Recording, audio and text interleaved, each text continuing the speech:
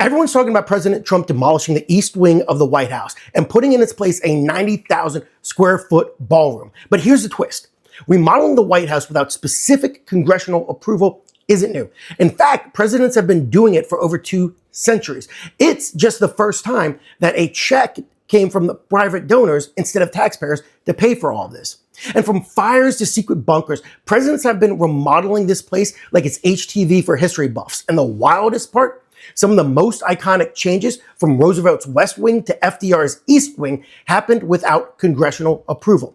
So before you clutch your pearls about Trump's ballroom, let's take a look at how the White House has been America's most remodeled home for over 230 years. And let's rewind all the way back to 1792. George Washington picked the site for the White House, but never lived there. John Adams moved in and probably regretted it because the place was cold, empty, and still under construction. Then came the War of 1812. And during that, the British burned it to the ground. Only the sandstone still survived. Congress passed an emergency act in 1815 to rebuild, and James Monroe moved into a phoenix from the ashes version of the president's house 2 years later. What was the political takeaway of all this? Well, even back then, rebuilding the White House was national politics. Arguments about cost, design, and symbolism raged from the start in Congress. Then in the 1820s, Monroe added the South Portico, the grand balcony where presidents today wave to crowds. Andrew Jackson then added the North Portico, completing that stately neoclassical look that we all know and love. By the mid-1800s, the place looked cozy. Think White House meets Botanical Garden. Huge glass conservatories wrapped around the west side like a presidential greenhouse jungle. Then came Theodore Roosevelt. In 1902, he demolished all of it. Goodbye plans, hello politics. Roosevelt's remodel created the first West Wing, a proper workplace so his 6 kids could stop going through the East Room and disturbing everybody. Congress didn't pass a special West Wing act. He just used executive repair funds and no one stopped him. Going over to Calvin Coolidge, he looked up one day and thought, this White House needs a new roof. In 1927, he replaced the old attic with a 3rd floor and a concrete roof, again, using general repair appropriations. Then, on Christmas Eve, 1929, Herbert Hoover's West Wing literally caught fire, and the British weren't part of that.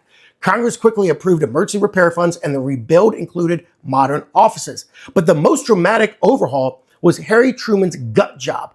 By 1948, the floors were collapsing. He stood on a piano that nearly fell through the ceiling. So Congress passed the 1949 Commission on the Renovation of the Executive Mansion, Public Law 81-36. The entire interior of the White House was demolished and rebuilt with a steel frame, keeping only the outer walls. From the outside, the White House looked unchanged. Inside, it was brand new, like a historic facade hiding a mid-century core. Here's where the East Wing story begins, though. In 1942, Franklin Delano Roosevelt quietly built a new East Wing to hide a bomb shelter. The Presidential Emergency Operations Center, or PEOC, was what he built. It was funded under wartime civil defense appropriations, not a specific act of Congress. Basically, FDR said, we're at war, I'm going to handle this. The East Wing later became a permanent part of the White House complex, home to offices, press rooms, and, during the Cold War, a top-secret fallout shelter. Fast forward to today, to 2025.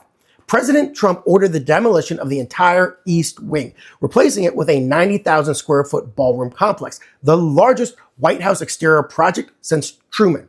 Like Roosevelt, Trump didn't get a specific act of Congress, but unlike every other president before him, he's paying for it with private donations, not taxpayer dollars. A first, probably in DC history, if not at least the White House history.